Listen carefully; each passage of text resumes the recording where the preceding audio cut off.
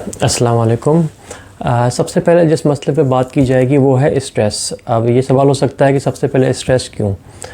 तो इसका जवाब ये है कि ये वो मसला है जिसमें बहुत हुकूमतें और इदारे बहुत कम बात करते हैं, क्योंकि इसमें उनकी अपनी पॉलिसीज़ बहुत सारी ऐसी हैं जिसकी वजह से लोगों में स्ट्रेस डेवलप हो जाता है। तो इस वजह से उनका अपना कसूर सामने आ सकता है, इस वजह से बहुत कम बात की जाती है। तो सबसे पहले तो सवाल ये होता है कि स्ट्रेस होता क्यों है। तो स्ट्रेस एक नॉर्मल फिनोमेना है जिसे फ़ाइट और फ्लाइट रिस्पॉन्स कहते हैं। ये हर जानदार के अंदर होता है। जब भी कोई जानदार मुसीबत में होता है तो उसको ख़तरा महसूस होता है, तो उसका ऑटोमेटिकली अल्लाह ताला की तरफ से उसका शुगर लेवल और ब्लड प्रेशर लेवल बढ़ जाता है, और ताकि वो आने वाले ख़तरे को या तो फ़ाइट करे या फिर वो वहाँ से भाग जाए। अब प्रॉब्लम तब स्टार्ट होता है जब ये एक्यूट स्ट्रेस जो होता है क्रॉनिक स्ट्रेस के अंदर चेंज हो जाए। हमारे लोग क्या करते हैं कि वो अपनी परेशानियों को अपने जहन में मुसल्लत कर लेते हैं। जैसे घर के मसाइल हो गए, या उनको ऑफिस में बैठ के सोचेंगे, ऑफिस के मसाइल घर में बैठ के सोचेंगे। इससे उनका शुगर और ब्लड प्रेशर लेवल मुसलसल बढ़ा रहता है, और इसकी वजह से वो शुगर और ब्लड प्रेशर के मुस्तकिल मरीज़ बन जाते हैं। अब मेरी अपनी उम्र 40 साल से ज़्यादा है, लेकिन ना मुझे शुगर है ना मुझे ब्लड प्रेशर है।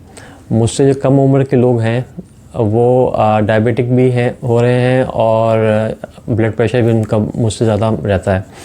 कई लोग ऐसे मैंने देखे हैं, और इसका कोई रीज़न समझ में नहीं आता, क्योंकि मेरी अपनी फैमिली हिस्ट्री है शुगर ब्लड प्रेशर की, मुझे नहीं है। लेकिन जो लोग मेरे साथ हैं, मुझसे कम उम्र है, मुझसे वज़न भी उनका कम है, लेकिन उनको शुगर ब्लड प्रेशर डेवलप हो रहा है, और रीज़न उसका जो समझ में आ रहा है वो सीधा सीधा स्ट्रेस है। अच्छा, आपको उन बीमारियों की लिस्ट बताता हूँ कि जो स्ट्रेस की वजह से हो सकती हैं, कि जैसे मेंटल हेल्थ प्रॉब्लम्स हैं, जिसमें डिप्रेशन आ जाता है, एंजाइटी आ जाती है, पर्सनैलिटी डिसऑर्डर्स आ जाते हैं। डिप्रेशन तो आपको पता होगा, एंजाइटी मतलब जिसमें इंसान जो बेचैन रहता है, और पर्सनैलिटी डिसऑर्डर जो आप जहनी मसाइल लोगों में देखते हैं। इसके अलावा कार्डियोवैस्कुलर डिजीज़ है, जिसके अंदर हार्ट डिजीज़ है सबसे ज़्यादा कॉमन, और इसके अलावा हाई ब्लड प्रेशर है, हार्ट अटैक है, या स्ट्रोक जिसे फालिज कहते हैं, एस्थमा है जिसे दमा कहते हैं, ओबेसिटी है, मोटापा, डायबिटिक मेलाइटिस है, शुगर, और हेडेक है, अल्सर है, और एक्सीलरेटेड एजिंग मतलब एज आपकी ज़्यादा स्पीड से बढ़ेगी, और सबसे आखिर में डेथ। मतलब ये 15-16 मसाइल हैं जो कि आपको सिर्फ स्ट्रेस की वजह से हो रहे हैं। यानी आप देखेंगे एक चीज़ है जिसकी वजह से इतने सारे मसाइल हो रहे हैं, लेकिन फिर भी कोई बात नहीं करता। इसकी वजह मैं आपको पहले बता चुका हूँ। इसकी वजह यह है कि कोई भी इस पर बात नहीं करना चाहता, क्योंकि इदारों का कसूर या हुकूमतों का कसूर निकल आएगा। और वेस्टर्न कंट्रीज़ में भी वहाँ पे एक मसला होता है शू का, कि आप कोई भी काम कर रहे हैं, आपको उस जगह की वजह से कोई बीमारी हुई तो आप केस कर सकते हैं अपने इदारे पे। उसी वजह से कोई भी ये नहीं कहता कि आपको जो मसला हुआ है, जो स्ट्रेस की वजह से शुगर ब्लड प्रेशर हुआ है, हमारे इदारे की वजह से हुआ है। लोगों को अवेयरनेस है ही नहीं इस चीज़ की। तो इसका इलाज क्या है, सबसे इम्पोर्टेंट सवाल तो ये है, और इसका इलाज बहुत आसान है। इसका इलाज सबसे पहले तो है खुदा का ज़िक्र। आप किसी मज़हब से ताल्लुक़ रखते हैं, आप अपने खुदा को याद रखें।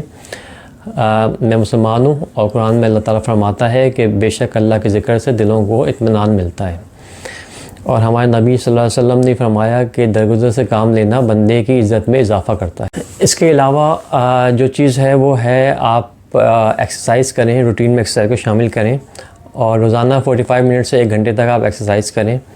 उस एक्सरसाइज से आपका शुगर ब्लड प्रेशर लेवल कम होगा, आपका वज़न कंट्रोल में रहेगा, आपका स्ट्रेस लेवल कम होता है।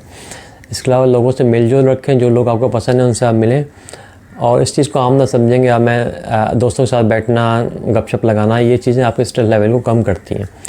और अपनी परेशानियों को भूल जाएँ। जो परेशानियाँ आपकी हैं उनको ज़हन पे मुसल्लत ना करें, उसको खुदा के हवाले करें, और आप अपनी ज़िंदगी इत्मीनान से गुजारें। और जो आपका दिल चाहता है कि मैं ये करूं, वो आप चीज़ करें, क्योंकि इससे भी आपका जो स्ट्रेस लेवल है वो कम होगा।